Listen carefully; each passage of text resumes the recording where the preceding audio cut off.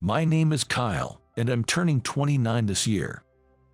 I work at a construction equipment parts factory, and I'm in sales. Right after high school, I joined this company. I really wanted to go to college, but due to family circumstances, I couldn't. My parents passed away when I was in elementary school. They were involved in a car accident. After that, I bounced around living with relatives. It wasn't that I was ever mistreated. All of my relatives were kind to me. But no matter where I lived or how much love I received, I always felt alone. That feeling increasingly isolated me from others. Being a dependent, I couldn't voice my desire to go to college. I wanted to work and support myself as soon as possible. The simple reason I chose this company was because they offered employee housing. That being said, it's a big company locally, and the pay is decent. In sales at this company, I'm the only one with just a high school diploma. Most employees here have a bachelor's degree. To make up for my educational background, I worked really hard. I couldn't afford to lose my job. I was desperate, I guess. The lucky part was that the company's CEO is a wonderful man. During the interview, he learned about my background and decided to hire me on the spot. Even after I was hired, he treated me like a son and mentored me to be a respectable employee. I'm forever grateful to CEO. One day, my mentor and boss, CEO, called me in privately. I was asked to come without letting other employees know. Something was definitely up. I was a bit anxious. Recently, there were some unsettling rumors circulating around the office. CEO has a daughter, and the man who married into the family, becoming the son-in-law, is now the vice president. The issue was with the vice president. The vice president seemed eager to expand the business, while the CEO wanted to maintain the current state amid the recession. Their opinions were clearly divided. Opinions in the company were split between Team CEO and Team Vice President. Currently, the position of the CEO is in jeopardy due to the majority of the Vice President's group. Feeling a bit nervous, I knocked on the door to CEO's office. Inside, CEO and his secretary, Kathy, were waiting for me. I was prompted to sit on the couch in the reception area. CEO's request was a simple one. Kyle, I'm sorry, but I need you to leave the company. The CEO's face was filled with distress. Seeing his expression, I immediately replied, understood. I could clearly sense how much he had struggled to come to this decision. I didn't want to cause him any more pain. I figured you'd agree without hesitation. Kyle, I'm sorry. If it's for the good of the company, I don't mind. Thank you for everything until now. I bowed deeply in gratitude. The CEO placed a reassuring hand on my shoulder and repeated, I'm sorry. His strong hand, which had always supported me. Recalling its warmth, I felt my eyes watering. As I looked up, our eyes met, and I noticed that the CEO's eyes were also filled with tears. And so, I resigned from the company I had served for many years. After leaving my job, to be honest, I felt demotivated. I felt completely burned out. I just didn't have any motivation. During those days, out of the blue, I received a call from Kathy, the CEO's secretary. She asked if we could meet up, and we agreed to catch up at a cafe near the station. After hanging up, I realized it had been a while since I'd met anyone. I see my blurry face in the mirror. Remembering Kathy, always poised and confident, I felt a bit embarrassed about my current state. I decided to freshen up before meeting her. So, I headed to a local barber shop. When I arrived at the cafe, Kathy was already there. She spotted me and waved enthusiastically. Instead of her usual office attire, she was wearing a casual white shirt and jeans. In this outfit, She seemed almost like a different person, and it took me aback for a moment. "Kyle, it's been a while. How have you been? You look refreshed, and that's a relief." Kathy looked me up and down, smiling as if relieved.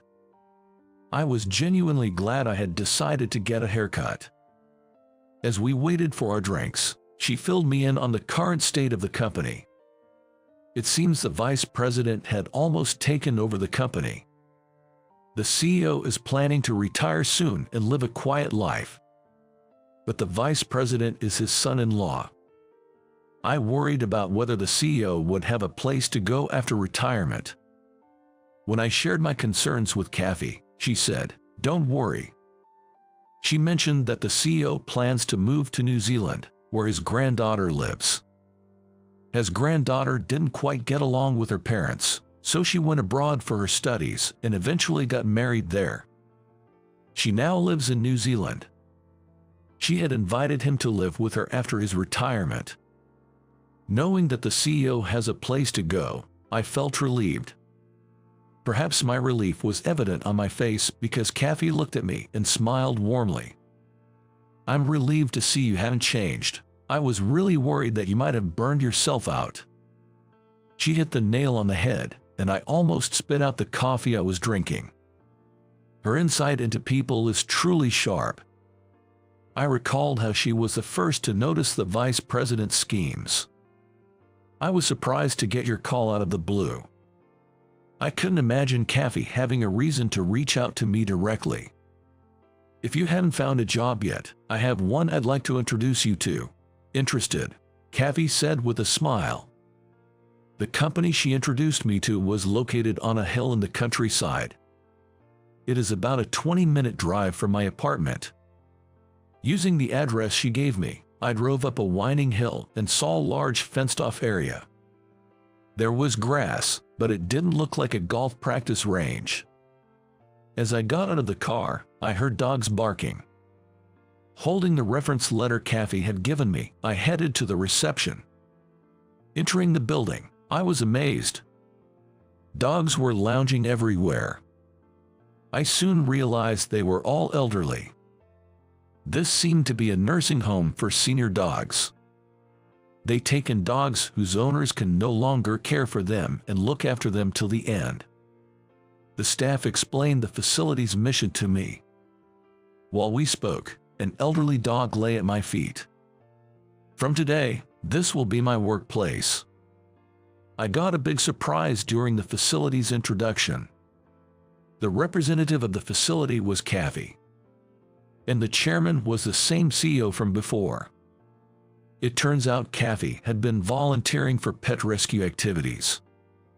This facility was an extension of that, and recently, the CEO had funded its completion. The pay would be significantly less than before, but the time spent with the animals seemed worth it.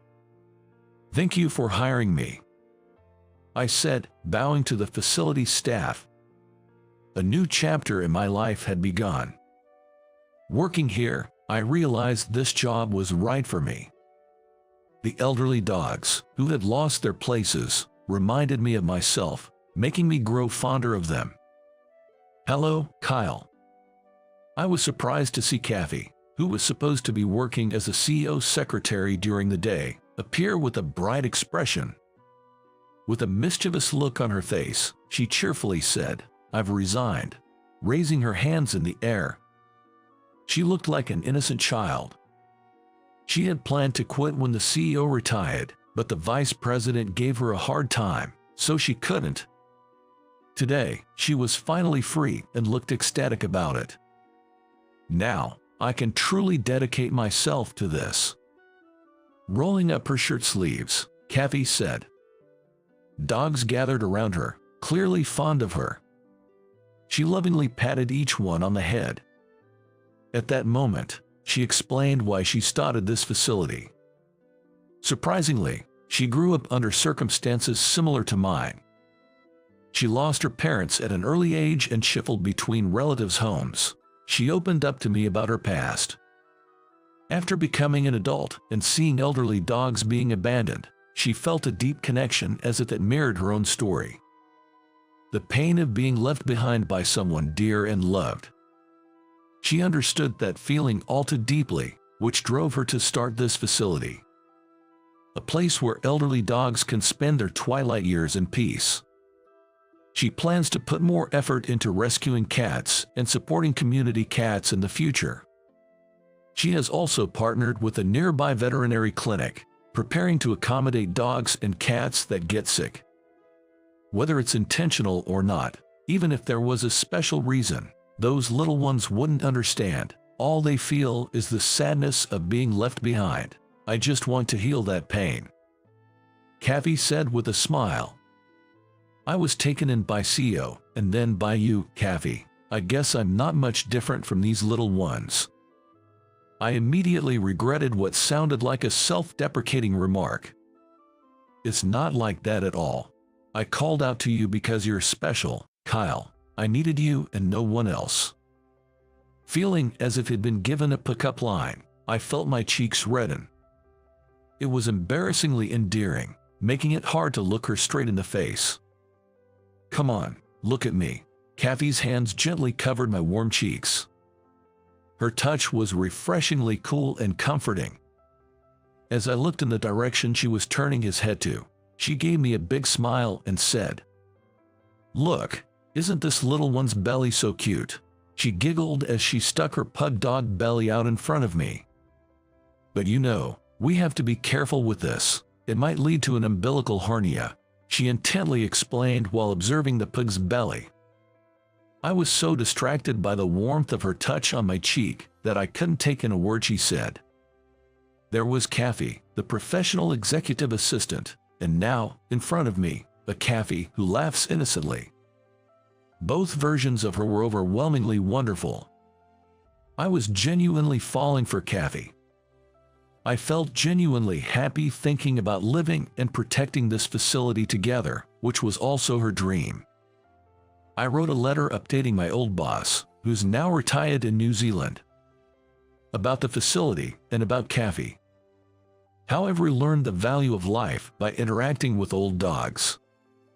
Every day is filled with new discoveries, which I penned down. Weeks later, a reply came from CEO. In his neat handwriting, it read, "This is a job suitable for a gentleman like you." It moved me. The fact that the boss is pleased with the work I'm doing means the world to me. It's what made me the happiest. A year after CEO retired, the company I used to work for went bankrupt. The company's downfall seemed to be due to the poor management skills of the former vice president who took over. I heard that the employees who lost their jobs were in distress. One day, there was a note on the door saying bankrupt, and there had been no communication for a long time after. Many of my former colleagues were married and had small children. Seeing them in the streets during the day filled me with a sense of helplessness. When I was fired, there were other colleagues who also left. They were single like me. I believe CEO was doing his best to overcome the challenges by downsizing. I decided to discuss something with Kathy. I asked her if she could hire any of my former colleagues who lost their jobs. I even bowed my head, asking her to prioritize those with families over single individuals like me. Kathy seemed taken aback by my sudden request. "I understand how you feel, Kyle, but you do realize it's hard to hire that many people at once, right?" "True, this business has just started. It's unstable, and there are financial issues for sure. Yet, there was a clear need for more hands. I might not understand since I don't have a family, but I believe those who do are struggling to provide for them." I expressed my genuine feelings to Kathy. I just wish those who have the family, something I can't seem to have, find happiness. I felt that was the right path. Kathy furrowed her brows at my words. "You are so kind, Kyle. Remember that you have every right to have a family too." She then took quick action. People who get things done act quickly. She immediately contacted our former colleagues, arranged interviews for those interested in jobs. Not everyone is fit for this job. Those with pet allergies can't do it. But she didn't merely screen them out. She offered alternatives to those who did not seem to be able to do this job. Even the former boss from New Zealand stepped in, pledging financial support, and we managed to secure employment opportunities for all those interested.